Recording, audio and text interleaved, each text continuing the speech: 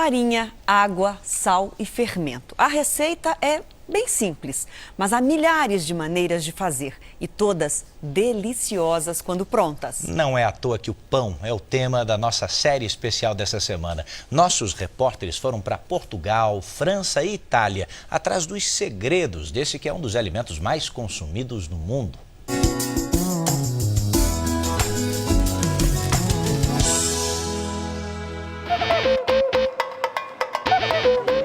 Em São Paulo e em outras partes do país, ele é conhecido assim. Por favor, você me deu 8 pãozinhos para mim? Eu chamo sempre pelo francês, que é o que eu mais gosto. Mas pelo Brasil afora, há várias maneiras de chamar o pãozinho. E às vezes a gente até estranha. O nosso, aquele torradinho, é o pão de trigo. O nosso aqui é pão Jacó, ou pão francês, né? As pessoas já têm aquele costume antigo de dizer assim, me dê 2 pão cacetinho, me dê uma vara de pão de sal. E aqui o linguajar tem que ser diferente, porque o bairro é chique. E aqui a senhora pede o quê? Eu peço a ela, me dê 5 baianos e 2 de leite claro. Seja qual for o nome, a aparência quase não muda. Nem a receita. Farinha de trigo, sal, água e fermento. Cerca de 50 gramas. Uma casquinha mais escura por fora e por dentro um miolo bem macio. Nos últimos 50 anos, o pãozinho virou a base da dieta do brasileiro, ao lado do arroz e feijão. Antes, ele dividia espaço nas padarias com outros formatos de pão. Lembra Odir Cunha, que escreveu um livro sobre o assunto. Ele já teve o nome de filão e teve o nome de bengala. Até que hoje ele é chamado de pão francês, quando ele é, na verdade, um pãozinho. O filão e a bengala a gente quase não acha mais nas padarias brasileiras. Mas o pãozinho francês, esse veio para ficar. De manhã com café, no almoço acompanhando o prato principal, à noite num lanche ou como complemento da sopa. Só na cidade de São Paulo são consumidos 15 milhões de unidades por dia. Esse tipo de pão foi trazido pelos portugueses, mas só na época da independência. Quando o Brasil era uma colônia, quase não havia farinha de trigo por aqui. A tradição era o pão à base de milho ou mandioca. Os nossos índios, eles usavam como pão, como farinha, a mandioca. E eles já conheciam 7 tipos de farinha de mandioca. Se o nosso pãozinho francês é uma herança portuguesa, resolvemos partir para Lisboa, atrás dessa origem.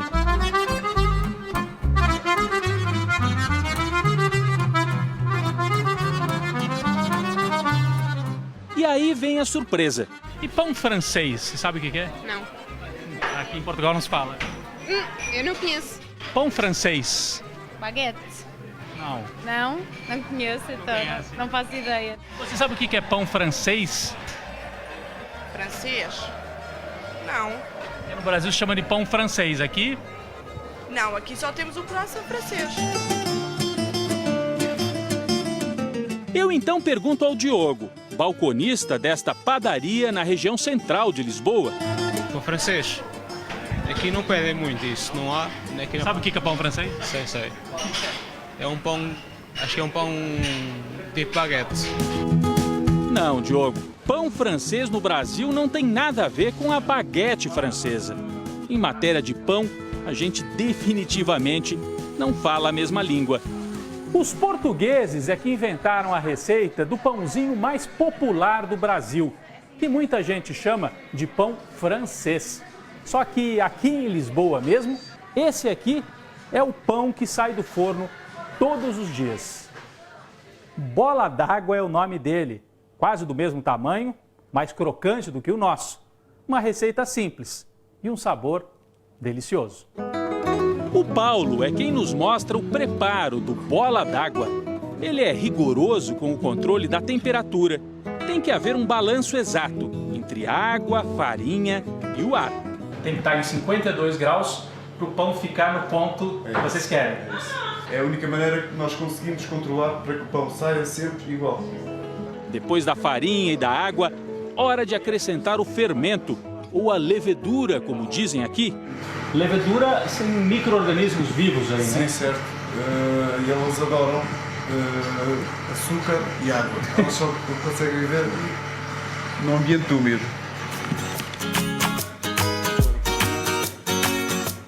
Os equipamentos são modernos, mas nada substitui a mão do padeiro. O teste do véu continua sendo a melhor forma de saber se a massa está no ponto. É que dá para ver do outro lado sem razão. É o véu. A massa está pronta sim. Agora entra a habilidade de Paulo para enrolar, cortar, modelar as bolas d'água.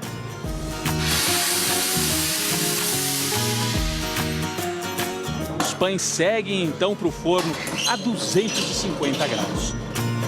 Em alguns minutos, o pão ganha sua estrutura definitiva. E aqui está o resultado do trabalho. Logo, o povo do balcão corre para a cozinha e leva os cestos com pão quentinho. Nós vamos junto. O português também adora um pãozinho no lanche para fechar o dia. Nós queremos ele quentinho, acabadinho de sair do forno, aquelas bolinhas. Essa é a tradição portuguesa. Essa é a tradição, chamado pão da avó. A padaria onde a Maria Inês trabalha é uma rede com 33 unidades em Lisboa. A ideia foi reproduzir o clima das antigas padarias portuguesas, que nos últimos tempos vinham perdendo espaço para confeitarias e supermercados.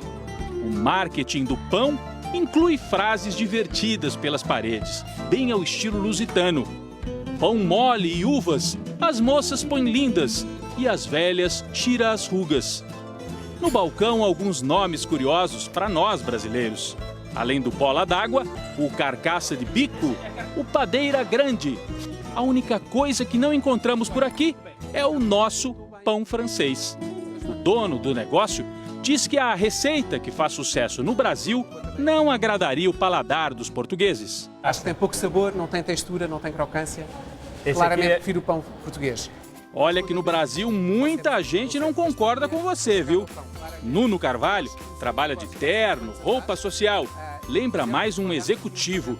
É o símbolo da padaria tratada como negócio artesanal, mas ao mesmo tempo ultra profissional. E se precisar, você vem aqui para o balcão também, tira o seu terno, olfato, né, como dizem aqui. Claro que sim, é o que eu mais gosto de fazer. É vir aqui para a operação. Claramente.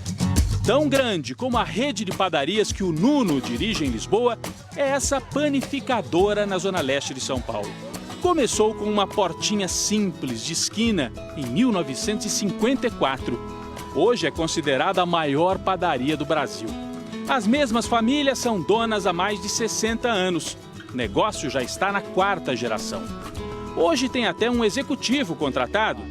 Aqui vende-se de tudo, até pão, brinca o Reinaldo. O pão é a origem de tudo, essa é a verdade. O pão tem fermento, cresceu tudo isso daqui. Daqui sai a quantidade absurda de 50 mil pãezinhos por dia. No Brasil inteiro, calcula-se, 63 mil padarias empregam mais de 800 mil pessoas. 2 de cada 3 padarias estão na mão de portugueses e descendentes. Mas como nós vimos nessa reportagem, o nosso autêntico pãozinho, pão francês ou cacetinho, pão de sal, como queira, não é lusitano nem muito menos francês. Ele tem a cara e o gosto do Brasil.